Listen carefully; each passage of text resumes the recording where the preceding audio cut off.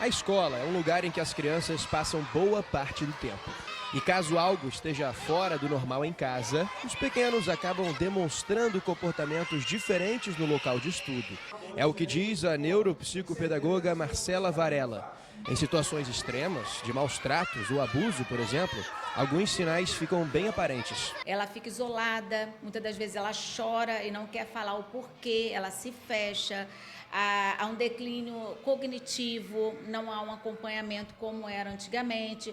O social dela também movimenta bastante no cotidiano escolar, ela modifica esse social com os amigos, fica mais defensiva, fica mais agressiva. Profissionais da educação atentos podem até evitar tragédias, como a dos meninos Cauã e Joaquim.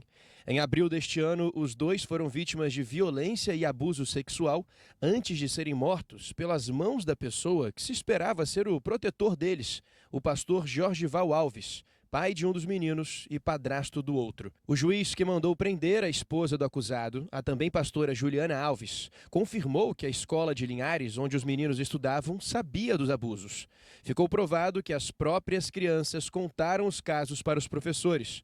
A família chegou a ser chamada, mas não houve uma solução. Em tese, essa escola pode ter não acreditado inicialmente na versão apresentada pela criança ou não confiado muito, achado que aquilo era uma ilusão, que a criança estava fantasiando um pouco, e também pela razão dos dois pais se apresentarem como supostas autoridades religiosas do município.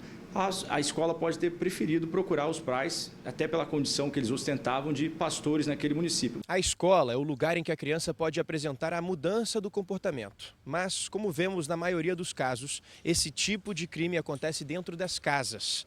E se o fato se torna conhecido por familiares ou até por quem mora na casa ao lado, essas pessoas podem e devem procurar a polícia. Quando a omissão é de um familiar ou de alguém responsável por essa criança ou adolescente, essa omissão é mais grave ainda. E a criança, dependendo da idade, também pode não falar ou inventar uma história ao ser questionada.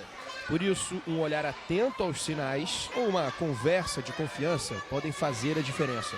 Os professores, educadores, pedagogos são grandes parceiros nossos, são os olhos das famílias nas crianças, porque muitas das vezes, e quase que corriqueiramente, esses profissionais da educação, eles convivem mais com as crianças do que com as próprias famílias. Então, eles conhecem o comportamento, sabem quando a criança está alterada, quando a criança está sofrendo algum tipo de violência ou ameaça ou até mesmo constrangimento. A escola também tem que estar atenta para essas marcas que aparecem no corpinho das crianças. Muitas das vezes eles falam que está doendo e quando nós percebemos algum tipo de maus tratos, né, a gente tem que estar atento para entrar em contato com as famílias, para saber o que está acontecendo. Em alguns casos são crianças menores, eles não falam ainda, eles ficam muito assustados, é impactante, eles não sabem lidar emocionalmente falando. A Prefeitura de Linhares informou que a escola onde Cauã e Joaquim estudavam vai passar por uma investigação, já que, mesmo depois dos relatos e das reuniões com os pais, o Conselho Tutelar não foi avisado.